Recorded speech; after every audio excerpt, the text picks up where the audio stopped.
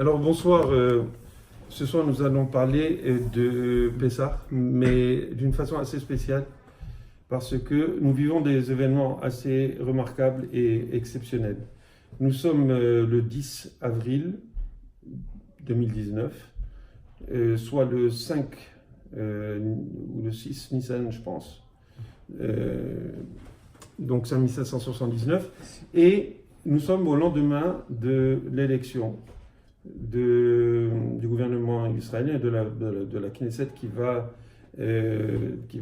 donc donner un nouveau gouvernement. Mais en fait, c'est le même. C'est ça ce qui est de très spécial. C'est que nous avons vécu des événements assez spéciaux ces dernières années et je pense que ça continue. Et je crois que ça rentre un petit peu dans le sujet, dans le cadre du sujet dont nous allons parler, qui est libérons-nous. Donc c'est un petit peu aussi au sujet de Pessah. Et nous allons parler donc de Pessah et du fait que nous devons nous libérer réellement. D'accord ? Quelqu'un est libre quand il a quoi ? Quand est-ce qu'il est libre ? Il est libre quand il peut faire ce qu'il veut, réellement. D'accord ? Mais très souvent, et en cela je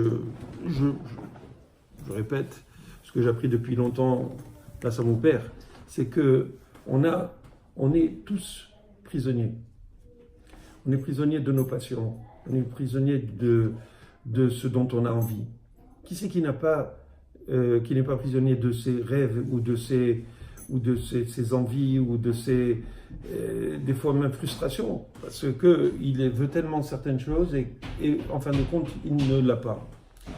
Alors donc il est prisonnier dans cette situation où il ne peut pas être réellement heureux. Et même s'il a, et c'est ce qui est intéressant, vous le savez, on en a déjà parlé, c'est que quand quelqu'un a ce qu'il a, il obtient ce qu'il a voulu. Par exemple, il s'est dit, je vais faire mon premier million. Pas mon premier million de centimes, non, mon premier million de dollars. D'accord ?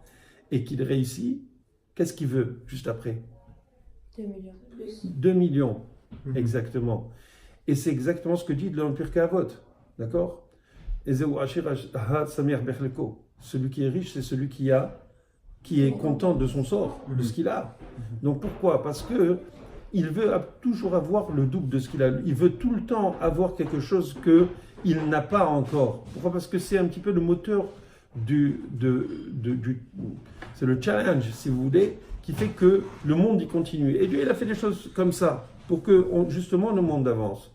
Mais d'un autre côté, quand on recherche le côté qui est matériel, on n'est jamais assouvi. C'est-à-dire quoi ? C'est-à-dire qu'on a tout le temps envie de grandir. Et quand est-ce qu'on en a marre réellement au niveau comment dirais-je, du matériel, de l'acquisition du matériel, c'est jamais. On a toujours besoin de quelque chose. On a toujours besoin, même si on a tous les millions possibles, d'accord ? Eh bien, on veut avoir beaucoup plus de millions. Et si on a tous les millions, le double des millions qu'on voulait, qu'est-ce qu'on veut après ? On veut quoi ? La reconnaissance des gens. On veut être reconnu. On veut être reconnu comme étant le plus riche, le plus fort, le plus merveilleux, le plus intelligent, le plus magnifique, le plus fort, le plus ce que vous voulez. D'accord ? Et donc on essaye de devenir Premier ministre, premier président des États-Unis, la plus grande puissance au monde. Des fois on veut devenir Hitler, malheureusement. Pourquoi ? Parce qu'on veut avoir le maximum de contrôle sur ce qui nous entoure. D'accord ? Et de cette manière, qui c'est qui contrôle en fin de compte ? Qui c'est qui contrôle le monde ? C'est qui ? C'est Hachem, c'est Dieu, c'est Dieu qui a créé le monde. Donc quand l'homme essaye de contrôler le monde, il veut en fin de compte devenir Dieu. C'est pour ça que ça nous amène à Pessah. Qu'est-ce que vous voulez par eau ? By the way, par eau, ça vient du mot paroua. Paroua, c'est quelqu'un qui est, comment dirais-je, dépravé. D'accord ?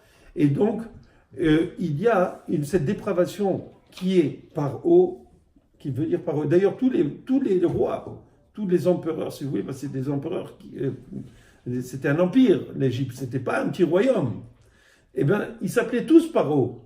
Parce ils avaient comment dirais-je, ils se transmettaient cette envie de contrôler le monde. Et d'ailleurs, Paro, il se prenait pour Dieu. Il disait que c'est lui qui a créé le Nil. D'accord? Et donc, c'était lui qui avait dit à Yosef, je marchais, quand il avait rêvé, il avait dit à Yosef, Ani Omed al Sefat Ayor, j'étais sur le bord du Nil. Pourquoi? Parce que Yosef, il voyait le même rêve que Paro, et il ne pouvait pas tromper Yosef en lui disant qu'il était sur le Nil, alors qu'il avait dit à sa cour et à ses magiciens dans son rêve, il était sur le Nil. Autrement dit, qu'il contrôlait le Nil, que c'était lui qui avait créé le Nil. D'ailleurs, on voit que quoi? Que pendant les 10 plaies, Akadosh Baruch Hu, il dit à Moshe, vas-y, va voir Paro et dis-lui de laisser partir les Juifs. Et dis-lui, et va le voir le matin, quand il fait ses besoins dans le Nil. Pourquoi il lui dit ça? Parce qu'un Dieu ne fait pas. Parce qu'un Dieu, il ne fait pas. Alors il se cachait, soi-disant il allait parler avec sa création qui était le Nil. Il baignait dans sa création. Mais non, en fait, il baignait dans autre chose. Vous comprenez? Il avait besoin de faire ce que tous les hommes font. Vous comprenez? Et donc, c'est-à-dire que c'était ancré en eux. Que c'était eux, ils se prenaient pour les rois du monde. Et donc, le problème vient de quoi? Du fait qu'on n'est jamais assouvi de ce qu'on a, du matériel. D'accord? Or, où était si vous voulez, l'endroit qui avait eu le plus de Toum'a, c'est-à-dire d'attachement à la matière, c'est quoi? C'était l'Égypte. Pourquoi? On sait que l'Égypte, il y avait toutes les Neshamot qui sont venus après que Adam Arishon se soit séparé de sa femme après la mort de Caïn, etc., de Hevel, par Caïn, oui, l'assassinat de Hevel, par Caïn, son frère. Il s'est séparé de Chava. Et donc, toutes les âmes qu'il aurait pu engendrer avec sa femme sont tombées en Égypte. Et donc, et là-bas, il y avait énormément de Neshamot, d'Adam Arishon, qui, en fait, il fallait aller chercher. Et c'était une raison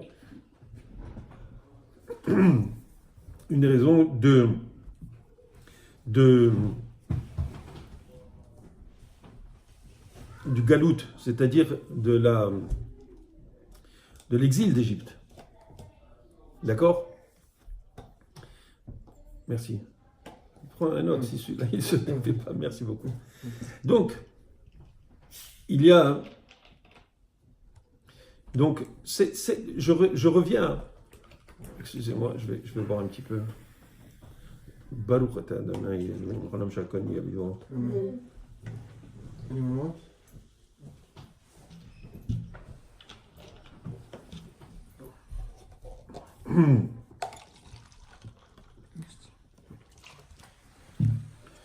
Donc on voit que quoi? Quand l'Égypte. Amen. Donc en Égypte, il y avait une grande matérialité. La matérialité, c'est pas uniquement la technologie ou tout ce qui nous entoure, tout ce qui est beau, tout ce qui est. C'est le fait d'être attiré par quelque chose qui est la matière. En fait, la matière, c'est quoi? C'est la forme. C'est drôle ce que je dis. Quand vous prenez par exemple de la pâte, si vous mettez le vin, la levure, dans la farine et l'eau, alors le pain va lever. Et il va prendre forme. Donc autrement dit, qu'est-ce que vous préférez acheter? Des crackers ou une belle challah qui sent bon? Challah. Évidemment, ouais. On préfère tous la challah. On passe devant le vendredi, devant... Je ne veux pas faire de la publicité gratuite ici maintenant, il y a beaucoup de concurrence à Montréal. Mais allez en Israël, vous passez dans les rues le vendredi matin ou même le jeudi soir et des odeurs extraordinaires se dégagent de ces magasins, des chalotes, et vous voyez des belles chalotes qui sont bien tressées, qui sont montées et qui sont bien peintes, si vous voulez, avec l'œuf, etc. Et c'est tellement beau, d'accord? D'ailleurs, heureusement que tous les Shabbats, pendant l'année, on a des chalotes et qu'on n'a pas des matzot. Pourtant, on a, pendant une semaine, on a de la matzah. C'est de la matzah. Et c'est quoi la matzah? C'est de la farine et de l'eau, uniquement, sans rien du tout.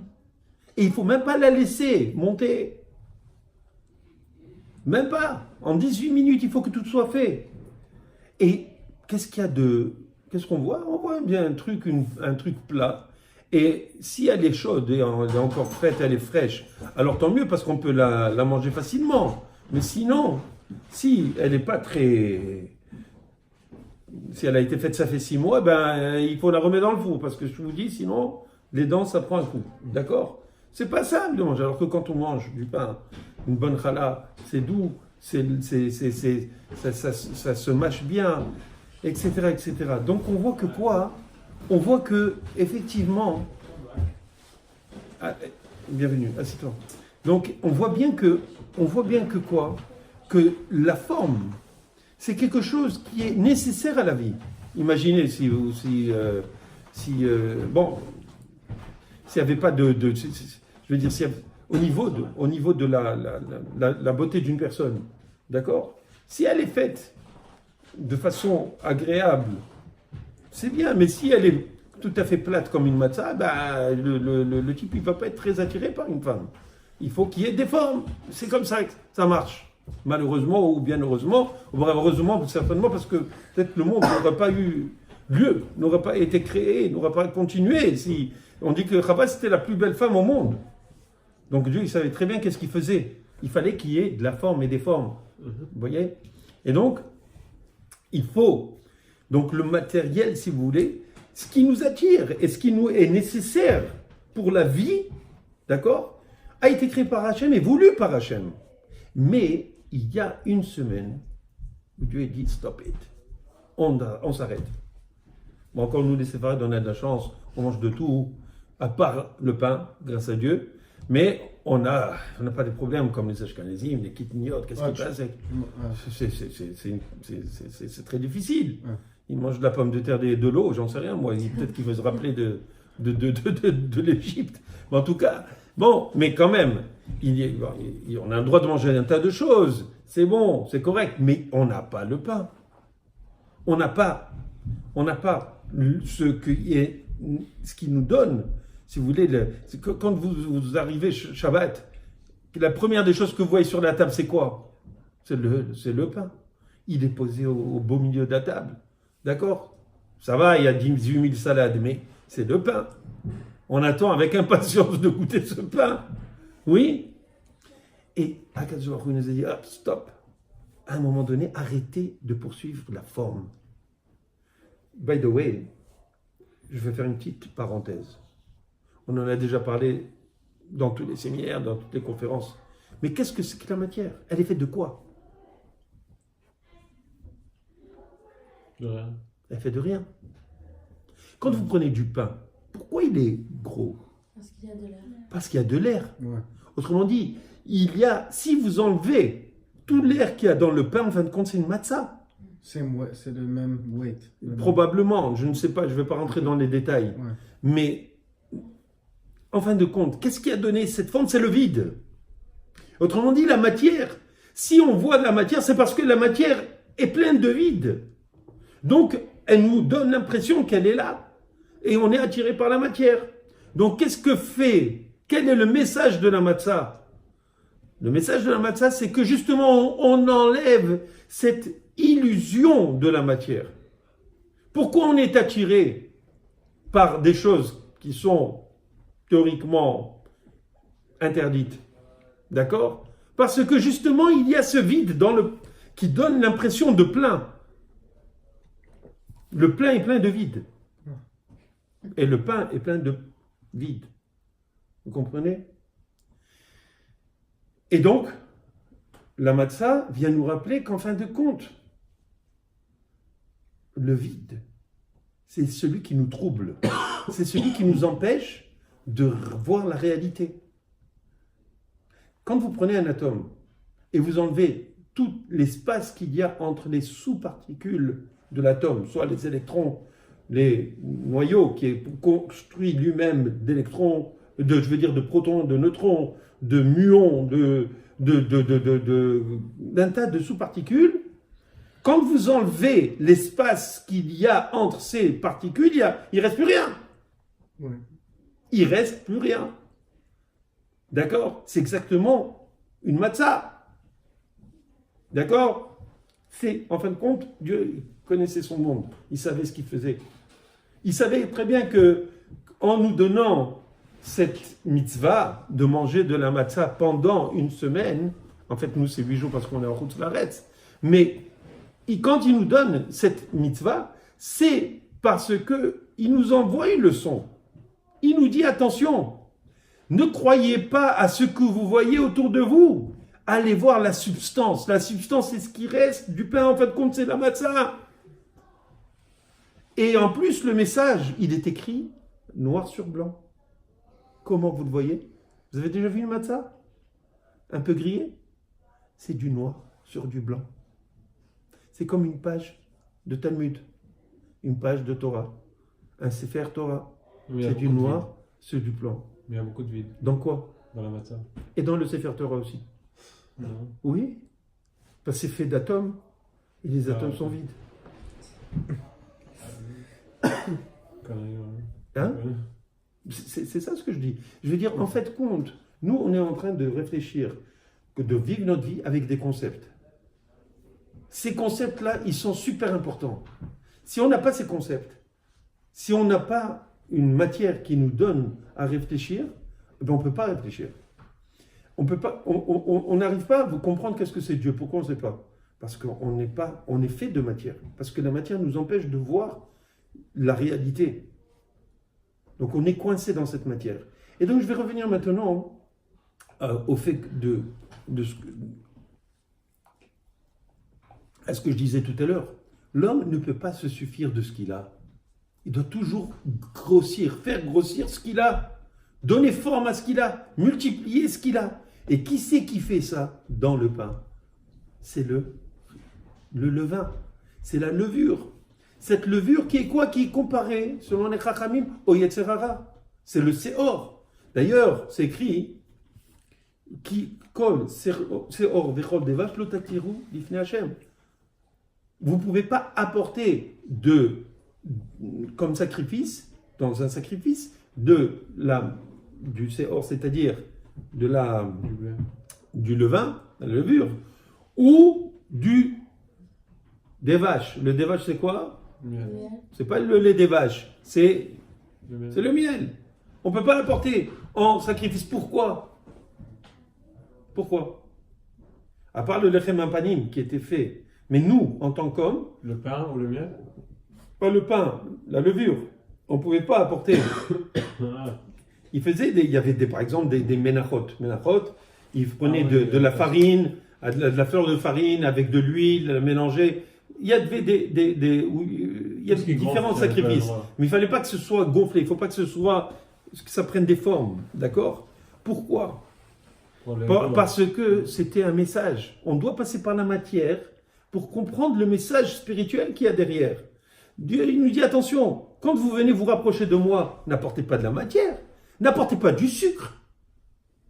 Quand vous voulez attirer un enfant, vous lui donnez du sucre. Et quand vous voulez attirer un adulte, vous lui donnez une sucrète. Vous comprenez? Et oui, en mini-jupe, de préférence. Oui, c'est ça. C'est ça le truc. C'est-à-dire, on ne peut pas venir maintenant. Si imaginez quelqu'un, il fait une bêtise du temps du temple. Oui? Il est parti avec une Christina. Ok? Et il regrette. Ok? Qu'est-ce qui vient? Il ne savait pas, on lui a dit, tu sais, Christine, elle n'a pas de Brit Mila. Non, excusez-moi, je veux dire, elle n'est pas juive, etc. Donc, qu'est-ce que... Et lui, il dit, ok, il faut donc que j'amène un korban, je dois apporter un sacrifice au temple. Il ne va pas porter Christine avec lui. Il dit,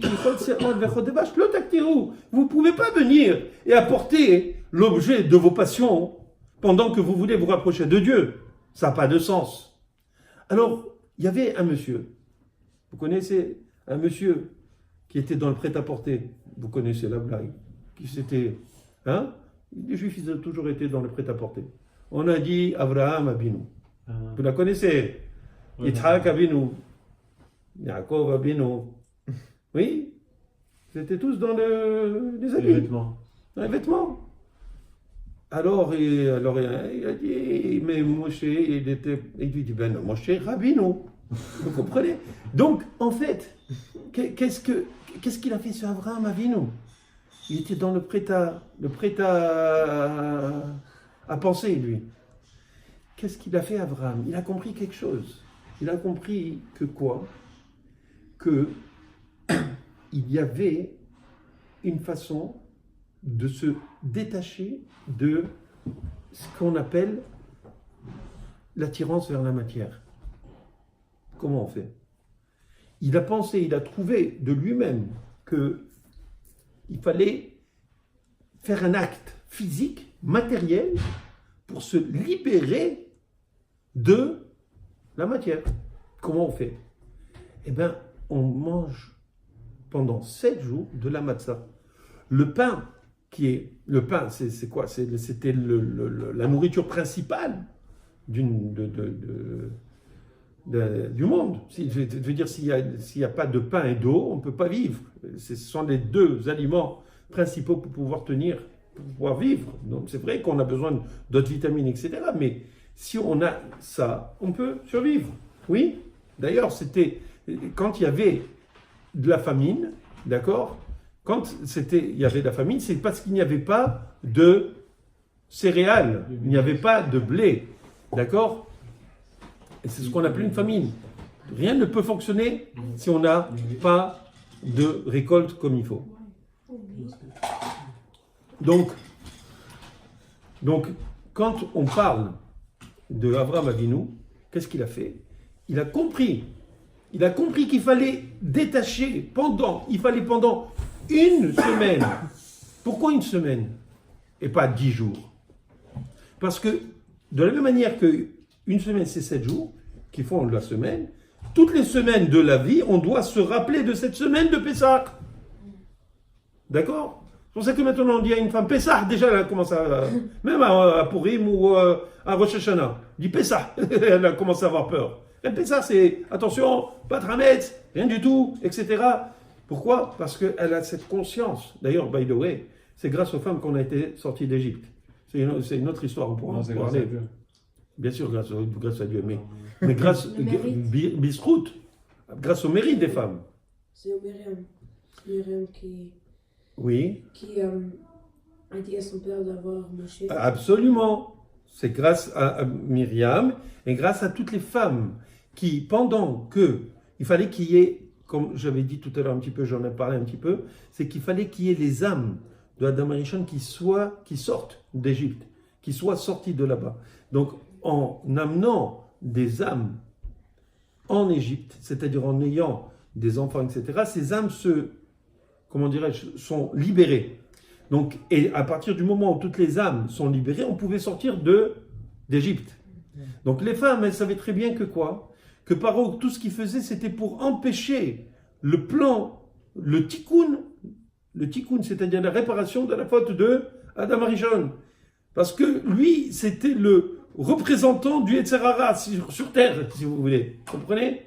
Donc il ne voulait pas que les Juifs fassent le tikkun. Donc il fallait qu'il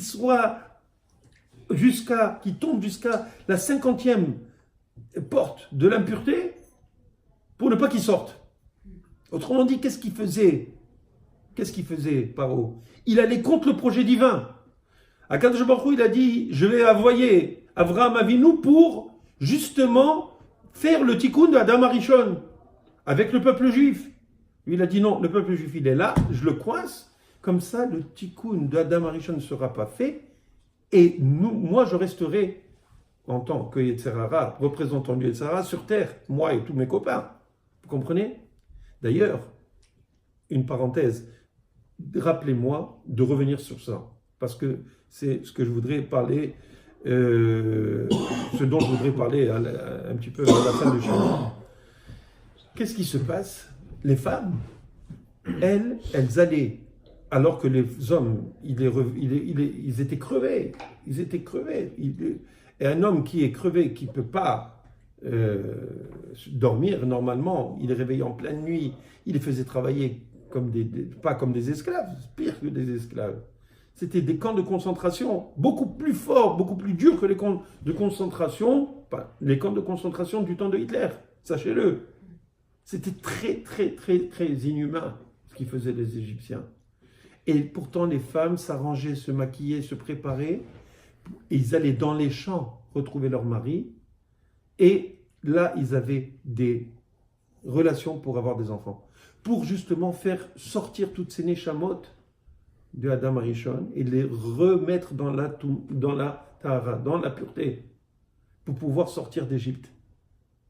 Vous imaginez un peu qu'est-ce qu'elles ont fait? Alors qu'elles-mêmes, elles étaient crevées. Et pourtant, elles ont pu avoir des enfants et continuer et faire en sorte que le Am Yehudi sorte d'Égypte. Et si c'était si terrible que ça, pourquoi est-ce qu'ils ont... Qui était terrible? Mitzrayim. Oui. Pourquoi est-ce qu'ils ont fait des enfants? Pourquoi tu vas emmener des enfants dans une vie terrible? Oui, il faut bien comprendre une chose. C'est que les Juifs ont une conscience, ils savent quel est le but du monde. Ils comprennent. Mais ils ne savaient pas quand ils vont sortir. Ils savaient qu'ils devaient avoir un libérateur. Comme nous, on sait qu'on doit avoir un Mashiach. Ils savaient. Il faut bien comprendre. Les Juifs savent beaucoup de choses. Ils ont la connaissance parce qu'on leur a enseigné. Ils savaient qu'il y avait Yosef, quand il était roi, il leur a dit que quand est-ce que le Messie va venir, pas le Messie, le libérateur dans ce temps-là, c'était Moshe, quand il va venir, il va dire pas code, pas de ti. Avec ce message, ce terme, c'était le siman, le signe, comme quoi c'était lui qui était le libérateur. D'accord? Il savait tout ça, il se le transmettait. Il comprenait qu'est-ce qu'ils faisaient en Égypte. Il savait qu'ils étaient là-bas, peut-être pas tout le monde, pas les gens simples, mais les dirigeants, ils comprenaient. Amram, le père de Moshe, c'était le Gadol Hador. C'était le grand rabbin du monde dans ce temps-là. Il savait très bien qu'est-ce qui se passait. Les Lévim, Amram, il était un Lévi. Les Lévim ne travaillaient pas. C'était les prêtres. Puisque Lévi, c'était un prêtre. Donc les Lévim ne devaient pas travailler. Et c'est pour cela qu'ils n'étaient pas esclaves. Vous le saviez, ça? Ouais. Donc, oui. Ils n'étaient pas forcés? Les Lévim, non. Parce que dès le départ, ils n'ont pas travaillé. Donc, ils sont restés à part. Juste à la fin, ils ont travaillé un petit peu. Pour qu'ils touchent un petit peu, qu'ils sachent qu'est-ce que c'est le shi'boud. Et les Lévim, ils étudiaient la Torah. Ah, vous allez me dire, ouais, mais la Torah, on l'a reçue après l'Égypte.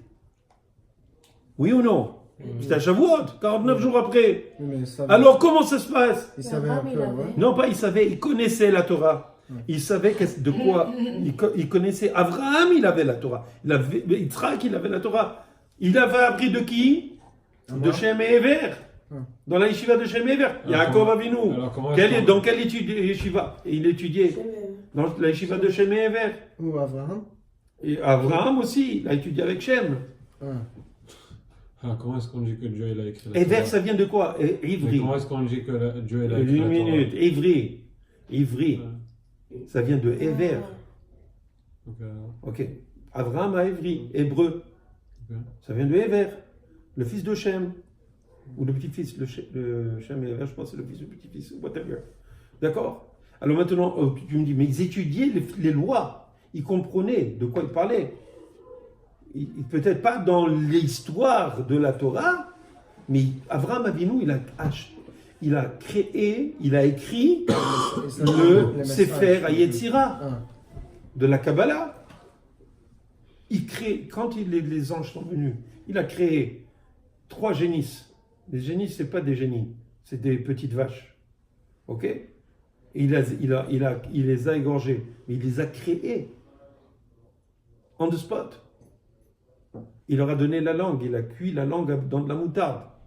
Oui, pour les offrir aux malachim. Vous vous rappelez de ça? Bon, c'est du midrash.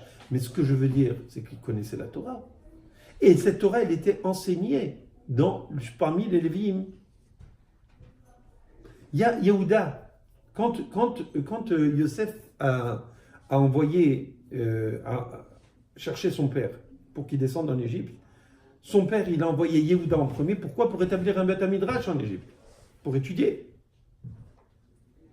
Ils étudiaient la Torah. La seule chose qu'il y a, c'est que quand on est sorti d'Égypte, on a accepté de faire la Torah. On l'avait déjà. On l'avait déjà.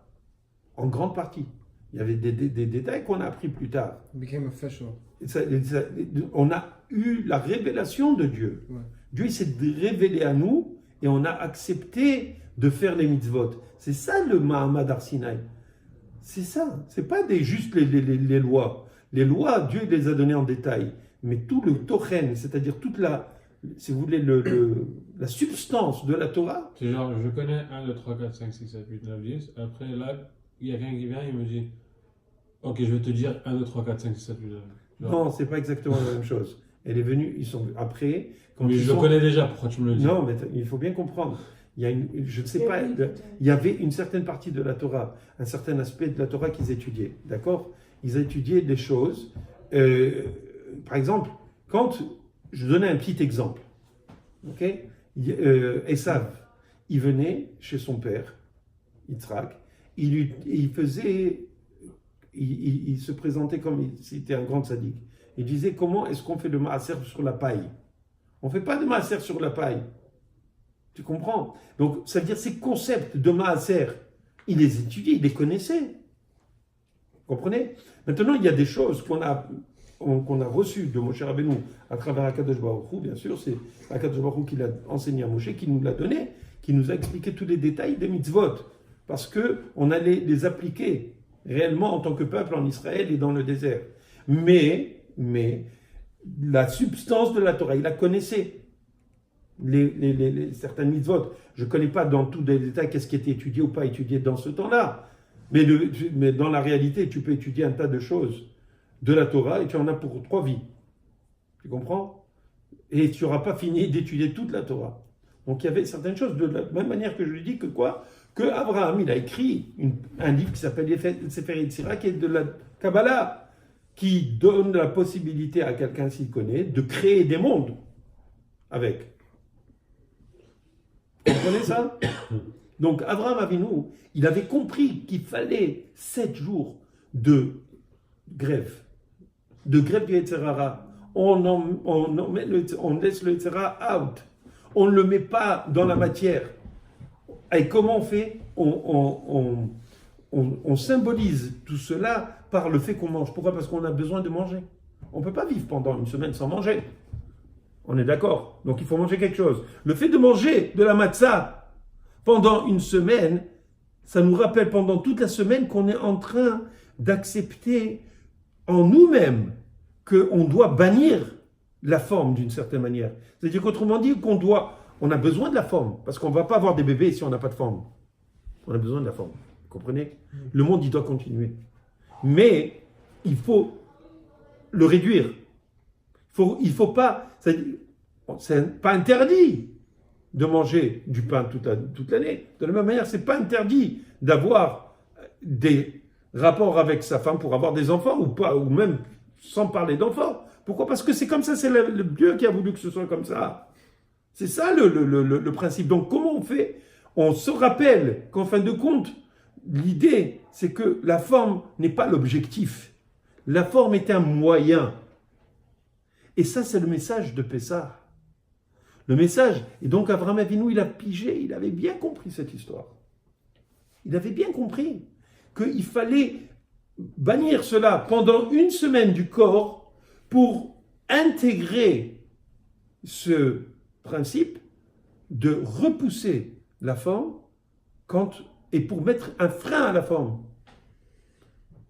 Vous voyez ce qu'on fait? On met un frein. On arrête, on dit chaque année, oh, stop, on ne va pas aller plus loin, on revient à la case départ. On se renforce, on se recharge les batteries en disant attention, hop, maintenant on enlève tout, après on va commencer à grossir pendant une année. Après encore on enlève tout et on reprend. Pourquoi? Pour ne pas perdre. De la même manière que quoi? Que quand ils étaient en Égypte, ils sont arrivés au 49e degré d'impureté. Et Akadosh Baruch Hu, il dit hop, stop, on sort d'ici. Parce que si vous restez, comment? Ils faisaient les Korban Pessah. Ben oui, ils ont fait Korban Pessah, absolument. Si vous faites le Korban Pessah, donc vous allez avoir le mérite, grâce à ça, de pouvoir sortir. D'accord? Et donc de stopper l'hémorragie. Il faut stopper l'hémorragie. Et d'ailleurs, quand on fait Kippour, c'est une autre façon de stopper l'hémorragie. Quand on fait Sukkot, c'est une autre façon de prendre de la force pour toute l'année. Pourquoi? Parce que quand on est à Sukkot, on est dans la Soukha, c'est quoi la Soukha? Dites-moi, qu'est-ce que c'est? C'est vrai, c'est d'Aïmouna. Mais le Pessah aussi, c'est d'Aïmouna. Oui, le Sukkot, c'est l'ombre de l'Aïmouna.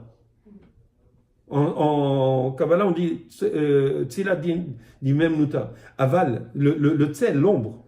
Aval, quand on parle de Pessah, c'est Nahma des Mouna. Tu comprends? Ça veut dire c'est le pain de la Emouna. La matzah, c'est le pain. Parce que là, on intègre dans le corps.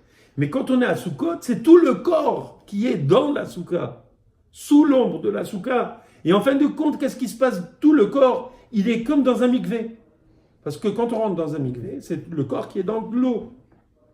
Donc on a une recharge de tout le corps. C'est différent, mais ce sont des périodes qu'on a dans l'année pour nous rebooster à chaque fois. Pour ne pas oublier quel est l'objectif. C'est bon? Alors maintenant qu'on a dit cela, et je pense que j'essaie de ne pas trop oublier, parce que vous savez, la Torah c'est très vaste. Mais c'est sûr que quand on comprend, je vous avais dit de me rappeler, comment dirais-je, de parler de quelque chose. Les 50 niveaux des femmes. Non, c'était pas uniquement de ça. En tout cas, ce que je voulais en faire une relation, je pense que c'était par rapport à Paro. Ouais. Ah ouais. C'était de Paro. Comment il a. Je compte plus sur vous la prochaine fois. Je ferai la parenthèse. Mais j'ai peur de rater, en fin de compte, l'objectif du shiur. Donc, en fait, quand on a eu, pendant Pessah, qu'est-ce qu'on a eu? On a eu un dévoilement divin extraordinaire. Pourquoi? Avant Pessah, plutôt juste avant, c'était pendant 1 an qu'il y a eu des 10 plaies. Ça ne s'est pas passé juste une après l'autre.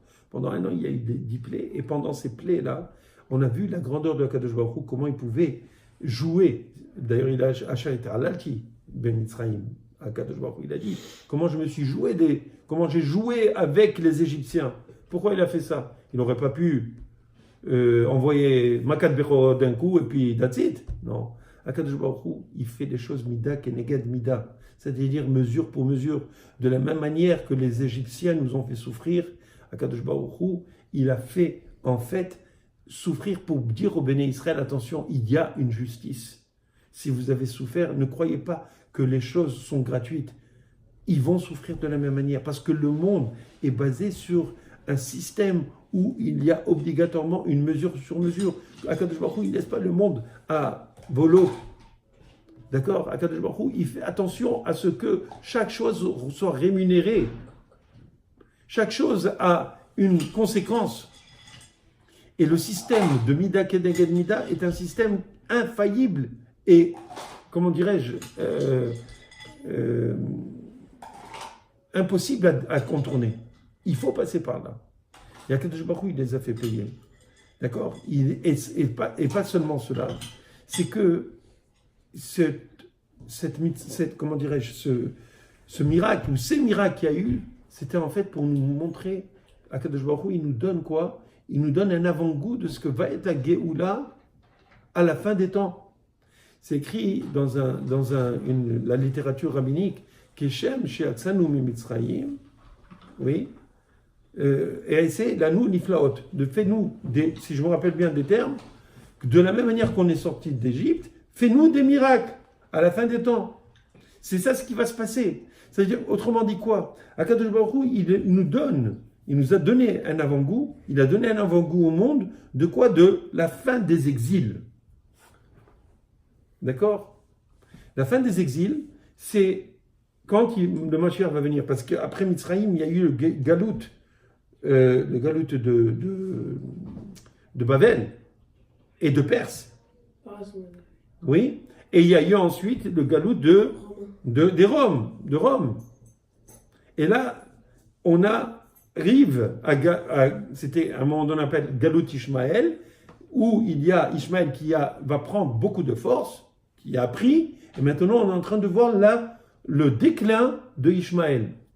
D'accord? D'ailleurs, je ne sais pas si vous suivez un petit peu tout ce qui se passe dans le monde, mais Ishmaël est en train de comprendre que c'est une réalité, le peuple juif. L'État d'Israël est une réalité. Qui c'est Ishmaël? C'est les musulmans. Les musulmans, la plupart des pays actuellement, bon, c'est sûr qu'ils ne veulent pas dire oui, on va laisser les juifs faire ce qu'ils veulent, mais ils acceptent de plus en plus que Israël a le droit de vivre au sein des nations au Moyen-Orient. Chose que n'était pas possible, ça fait 70 ans. En 1947-48, les musulmans, tous les pays musulmans, s'opposaient complètement à ce qu'il y ait un État d'Israël. Pourquoi? Qu'est-ce que c'est? Qu'est-ce qui se passe? Qu'est-ce qui s'est passé? Vous voyez, un peuple, ça fait 2000 ans, on n'entend plus parler d'eux. Enfin, on a entendu parler de nous. Mais on a essayé de nous annihiler constamment. Pratiquement, on était perdus. Et tout d'un coup, hop, on revient en Israël. C'était inconcevable qu'on revienne, qu'on prenne la terre d'Israël et qu'on s'installe en Israël. C'était pas concevable. Historiquement, c'était pas normal. Pourtant, on est revenu. Et c'était prévu. Toute la littérature juive le disait. Et ça, c'est la plus grande preuve qu'il y a un Dieu. Parce que quand les Hachamim, et quand les Névi'im, les prophètes, et tous les Mekoubalim rapportent qu'à la fin des temps, on va revenir s'installer, c'est écrit dans la Torah, Bichlal, qu'on va revenir s'installer en Israël, et qu'on va avoir une nouvelle alliance avec Akadosh Baruch Hu. On est en train de parler du Messie. Or, s'il y a une fête qui est sujette à ce que le Messie se dévoile, c'est bien Pessah. D'accord? Donc, quand on a une fête où on voit tous ces miracles, on se dit, oh, il y a quelque part un clin d'œil à ce qui va se passer à la fin des temps. Et c'est exactement ce qui se passe. C'est qu'on a vu des miracles depuis la création de l'État d'Israël, alors que toutes les armées arabes venaient pour nous exterminer. On n'a vu que des miracles un après l'autre. Et de plus en plus, les Juifs ont ouvert les yeux. De plus en plus, les Juifs en Israël se sont rapprochés de Akadosh Baruch Hu. Et on voit qu'il n'y a jamais eu autant, pratiquement, de yeshivot, d'accord, historiquement, de yeshivot, où on étudie la Torah que maintenant. Comment ça se fait? Ça veut dire que quoi? Il y a un renouveau extraordinaire de la Torah. Et c'est pour cela que je voulais un petit peu parler, en fin de compte, de cela, parce que on vit, comme je vous ai dit au début du shiur, on est au lendemain d'élections en Israël. Et puis, j'étais assez étonné personnellement de ce qui s'est passé. Et on en parlait un petit peu tout à l'heure hors micro, si on veut, ou hors vidéo, par rapport avec Sacha. Je lui ai demandé, qu'est-ce qui te rappelle cette soirée qu'est-ce que ces élections te rappellent? Il m'a dit, bon, il n'a pas compris tout de suite la question de quoi je voulais parler, mais après, il a trouvé la réponse. Ça lui rappelait quoi? La soirée des élections où Trump, Donald, de son petit nom, a été élu. Alors que qui? Que Hillary Clinton était pratiquement sur le stage à Madison Square Garden, si je me Avec le rappelle, champagne. avec ce que vous voulez. Ils étaient là, ils avaient préparé une scène extraordinaire en plein Manhattan Fireworks. pour fêter la victoire glorieuse de Hillary Clinton sur Donald Trump. Et en fin de compte, vers 3 heures du matin, qui c'est qui pleurait? C'était tous les supporters de Hillary Clinton. Ils pleuraient, on les a vus en train de pleurer. Pourquoi?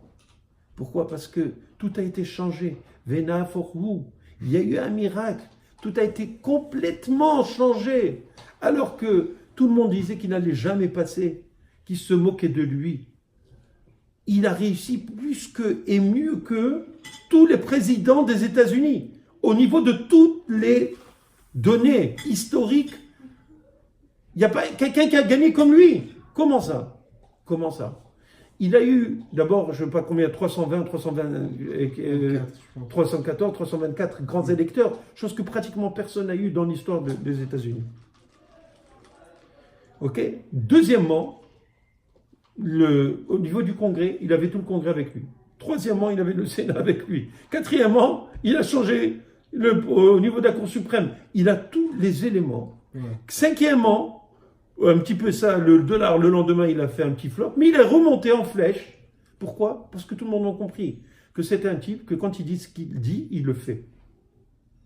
Il fait ce qu'il dit. Et il dit ce qu'il va faire. Quand il y a du émettre quelque part, les gens, ils ont confiance. Alors ils ont investi. Et l'économie actuellement américaine, 75%, 75, c'est énorme dans un pays, est contente de l'économie de leur pays, des politiques américaines. Donc il a réussi au-delà de toute chose. Et pas seulement cela, c'est que par rapport à nous, on voit que quoi? Que tout ce qu'il a promis, il a fait. Et même les choses qu'il n'a pas promis. Que ce soit au niveau de la reconnaissance de Jérusalem comme capitale d'Israël, chose qui est énorme et inconcevable et quelque chose d'impossible à penser qu'on n'aurait jamais pensé. Parce que tous les présidents ont dit mais n'ont pas fait. Deuxièmement, il a dit qu'il allait se retirer du deal iranien et il l'a fait. Et non seulement qu'il l'a fait, mais il le réinsère de plus en plus comment dirais-je, des sanctions contre les Iraniens. Troisièmement, il reconnaît le Golan comme étant sous souveraineté israélienne. Mes amis, je ne sais pas si vous comprenez. Là. Ouais, Est-ce que vous avez déjà vu? Est-ce qu'on peut imaginer cela? Ça fait 50 ans? Impossible. Personne ne vous aurait dit. Alors, c'est sûr que Donald Trump, ce n'est pas le Messie. D'accord? Bibi Netanyahou non plus. Mais il a gagné. Au-delà de toute vraisemblance. C'est le 5e mandat qu'il a. Il a fait déjà 13 ans. Il va faire 17 ans. Jamais. D'ailleurs, hier, il chantait Bibi, Melech Israël, au lieu de dire David. Melech Israël. C'était un roi. C'était inimaginable. Et chose très intéressante, combien de fois il a dit Baruch Hashem dans son discours? Il a dit? Oui. Ouais. Oui, Bibi. Ah ouais, ouais. Il a vu le miracle. Comment Dieu, il a soutenu. Wow. Regardez les partis religieux. Ils disaient, ah, Chas, il va avoir 5 voix. Ils ont eu 8, peut-être 9. Même les Ashkénazes, au UTJ, au lieu d'avoir, je pense qu'ils avaient 6, là ils ont 8. Ça veut dire quoi? Ça veut dire qu'il y a un bouleversement où on voit que tout ce que la gauche israélienne a essayé de faire, de détruire le sentiment juif et de faire en sorte que tous les juifs d'Israël deviennent des goïms, eh bien ils ne réussissent pas. Même si la droite, une grande partie de la droite sont des chilonim, sont des gens qui sont contre la Torah, mais au fond, quand on est de droite, ça veut dire qu'on est prêt à mourir pour Jérusalem. Et quelqu'un qui est prêt à mourir, nous, les Juifs, on n'est pas prêts à mourir. On est prêt à mourir pour $1. On va se tuer par terre. Qui c'est qui va attraper le dollar? D'accord? Mais pour Jérusalem, mourir pour rien, il faut vraiment le faire. D'accord? Eh bien, non. Quelqu'un qui est de droite, ça veut dire qu'il est prêt à ne pas se laisser prendre Jérusalem. Pourquoi? Parce que Jérusalem, c'est l'endroit où il y a le temple et la maison de Dieu. C'est la seule raison. Pourquoi les musulmans, ils veulent nous enlever ça? Parce qu'ils savent que c'est la maison de Dieu. Et que celui qui a la maison de Dieu, il contrôle le monde. Donc, ils veulent nous enlever le kotel. Vous comprenez? C'est ça ce qui se passe. Quand on a un gouvernement de droite qui est allié aux religieux, qui est allié aux sionistes religieux, etc., ben on voit que quoi? Que ces juifs, en fin de compte, ne veulent pas lâcher le morceau. Ça veut dire quoi, lâcher le morceau? Ça veut dire qu'ils sont conscients et ils veulent que nous restions à 100% liés avec Akadosh Baruch Hu. Même si dans la gauche, il y a des gens religieux. D'accord? Mais dans la politique, imaginez qu'on aurait donné à Gantz et à Lapid, qui est un anti-religieux foncier, d'accord? Encore Gantz, il paraît sympathique, gentil, mignon, beau gosse, d'accord? Grand, yeux bleus, un peu comme moi, quoi, vous voyez. mais, alors on aurait pu se laisser berner. Mais, Baruch Hashem, Akadosh Baruch Hu, il a mis dans l'intelligence de ces gens, de Bibi et tous ses copains, la façon de faire pour ne pas les laisser se faire berner. Et si les prochaines élections, ils gagnent? Qui? On ne sait pas qu'est-ce qui va se passer. On ne sait pas ce qui va se passer. Je vais te dire quelque chose, mon cher ami. Si vous voulez qu'on en parle, on peut en parler. Actuellement, il faut bien comprendre une chose. Qui c'est qui fait plus d'enfants en Israël? Répondez-moi. Les femmes. Les femmes, bien sûr. Avec... Quelle famille? Les religieux. Okay. Les Israéliens aussi font des enfants, ont des enfants. Mais ceux qui ont 2 ou 3 fois plus d'enfants, c'est les Haredim. Donc, dans 4 ans ou 5 ans, bah ouais, tu permets une minute. Non, on ne va pas parler de ça. Si ça c'est un autre débat pour ceux qui détestent les religieux, ok, et qui se laissent berner par les idioties que disent beaucoup de gens, d'accord? Alors ils viennent, ils apportent ce débat. En 2 mots, je vais te dire, va voir à Ocherat, qui c'est qui achète plus? C'est les religieux ou les non-religieux? Les religieux, ils ont 20 personnes à nourrir. Ils prennent 3 chariots pour les fêtes. Si ce n'est pas 4. Ça fait à peu près $2000 de marché. D'accord? Ces gens-là, ils achètent des vêtements. Ces gens-là, ils achètent des voitures.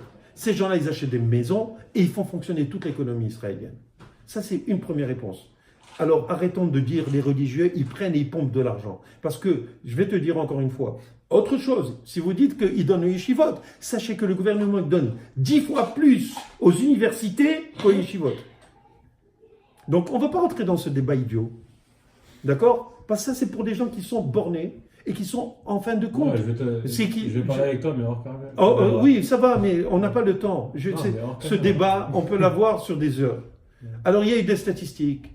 Alors, c'est pas ça le point. Maintenant, ce que je veux dire, c'est qu'au niveau des élections, on parle d'élections. On parle d'élections. Tu comprends? Qu'est-ce qui se passe dans les élections? Maintenant, tu as, dans une famille, d'accord?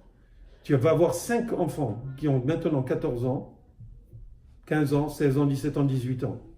Dans 5 ans, 4 ans, d'accord? Chacun va grandir. Il va avoir 18 ans. Il y en a un qui va avoir 18 ans. Pour l'autre, pour 4 ans plus tard, un autre, il va pouvoir voter. Vous comprenez? Chez les non-religieux, il y a moins d'enfants. Pourquoi maintenant, en Israël, ils veulent absolument obliger les religieux à faire l'armée? Parce qu'ils ont peur. Ils se disent, s'ils ne vont pas faire l'armée, ils ne rentrent pas dans le marché du travail, qui c'est qui va faire fonctionner Israël? Pourquoi? Parce qu'ils savent très bien que c'est une force vive pour l'économie.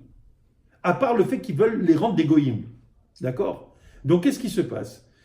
Puisque les religieux ont continué à se développer, donc ils vont prendre une proportion plus grande au niveau des élections plus tard. D'accord? Il va y avoir en proportion plus de religieux.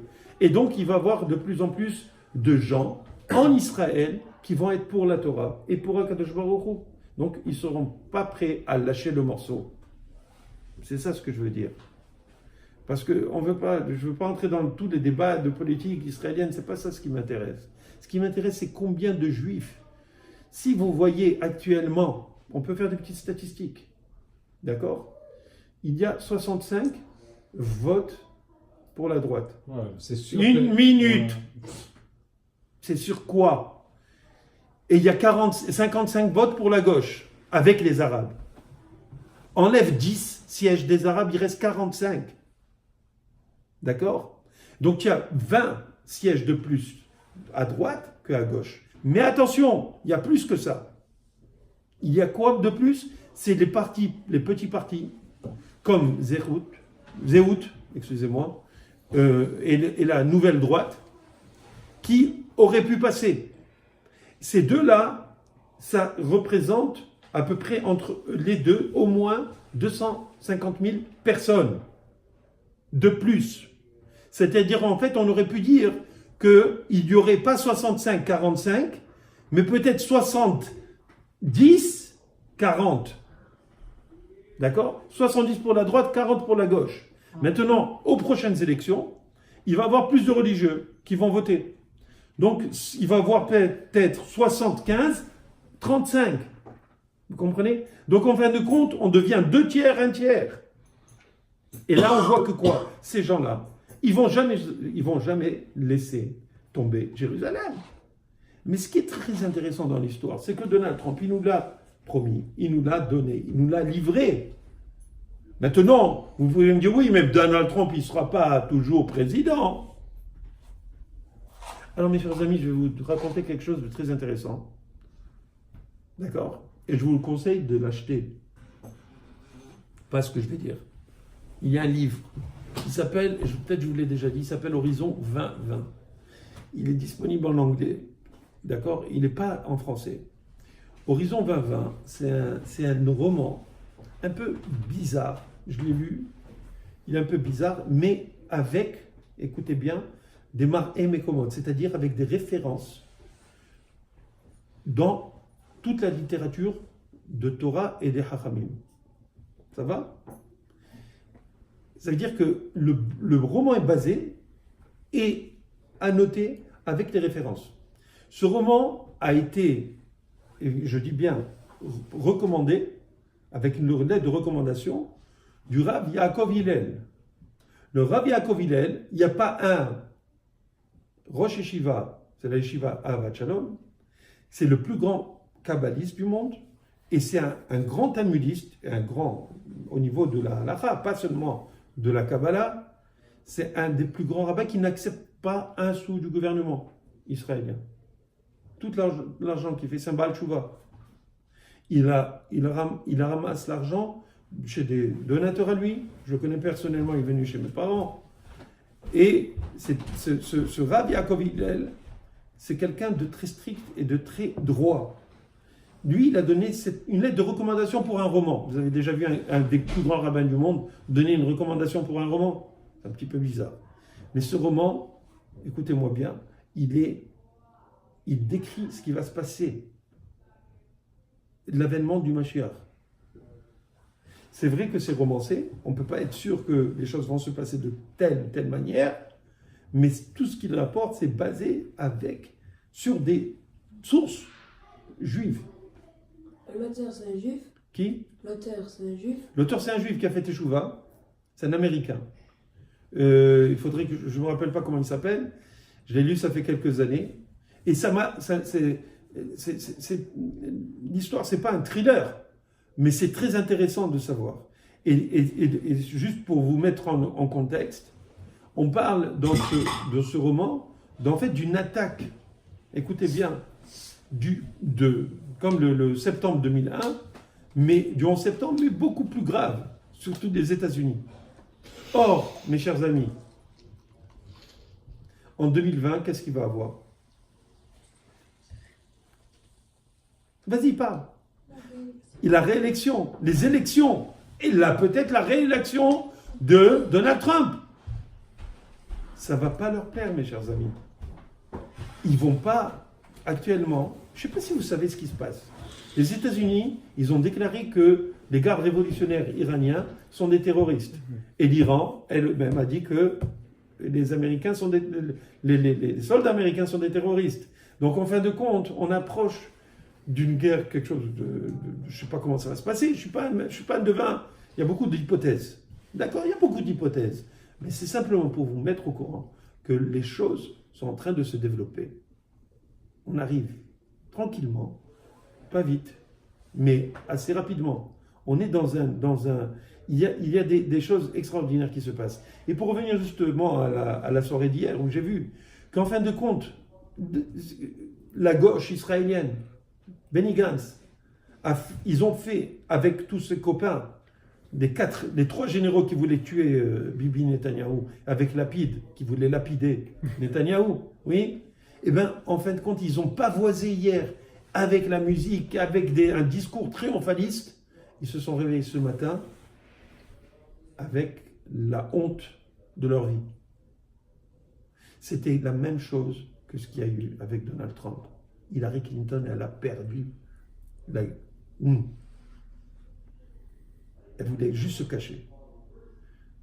Et là, eux, ils ont dit, ouais, on va combattre, on va pas le laisser faire ce qu'il veut. Ça va.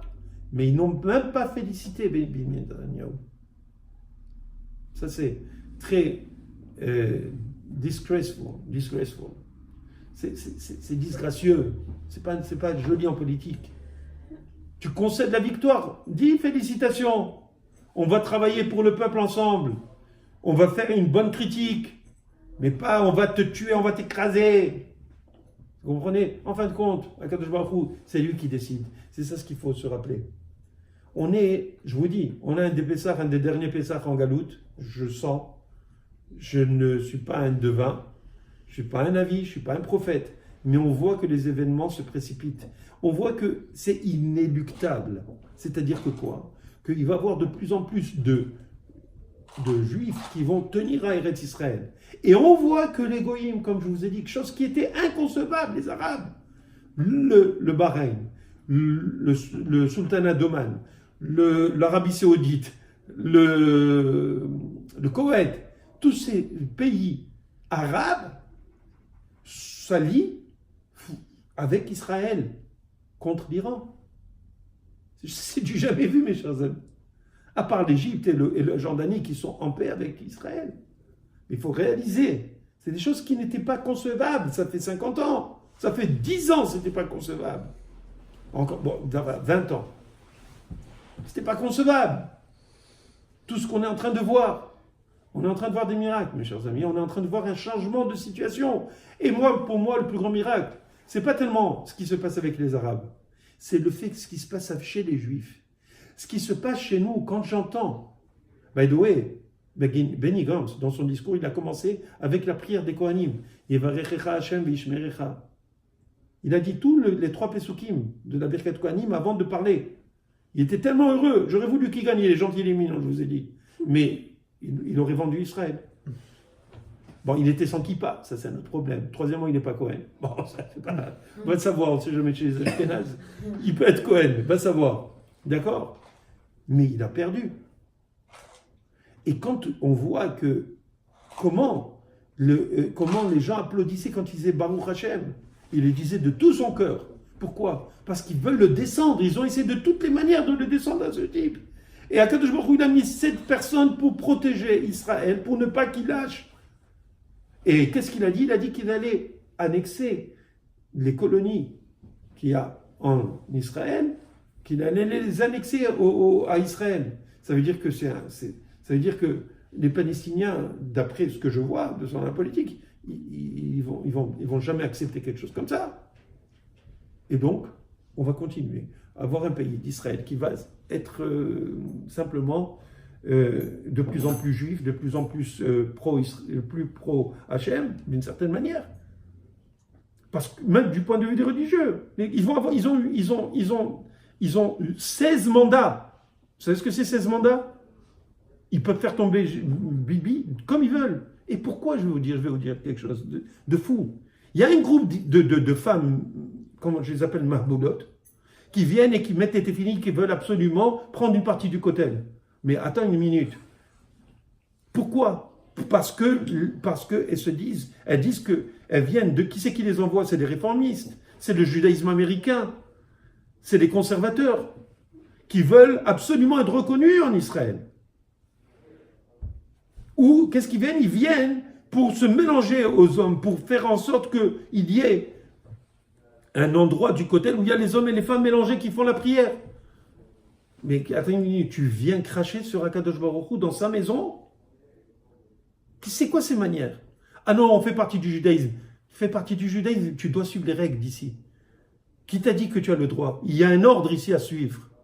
Tu veux changer, tu veux faire en sorte que les goïms juifs qui sont aux États-Unis, c'est quoi ces goïms juifs? Ce sont des gens qui sont des réformistes et des conservateurs qui ne se sont pas convertis correctement, qui ont eu des enfants et leurs enfants ne sont pas juifs. Tu veux les rendre juifs absolument, tu veux les imposer.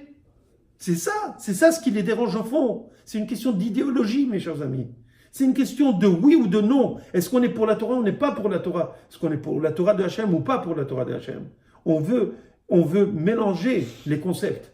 On veut faire en sorte que tout soit mélangé, que tout soit flou, tout soit glauque, pour essayer d'enlever la clarté dans le monde. Ce qu'il a voulu faire Paro, ce qu'il a voulu faire Hitler, ce qu'il a voulu faire Hitler, il lui disait, toute cette guerre, c'est entre eux et nous, entre les Juifs et nous. Qu'est-ce que vous croyez que la Deuxième Guerre mondiale, c'était quoi? C'était pour l'objectif d'enlever le peuple juif du monde. Parce que Édom veut enlever la souveraineté de Akadosh Baruch Hu sur le monde. Édom, c'est Rome. Édom, c'était l'Allemagne en ce temps-là. Vous comprenez? C'était Amalek. Amalek veut détruire, veut mettre le doute, veut que ce soit glauque, veut que ce soit flou, veut qu'on ne voit pas la vérité. Mais comme je vous ai dit, la matzah, c'est quoi? C'est du noir sur du blanc. La vérité, c'est ou noir ou blanc. C'est pas gris, mes chers amis. C'est ce que j'avais à vous dire ce soir. Je sais pas.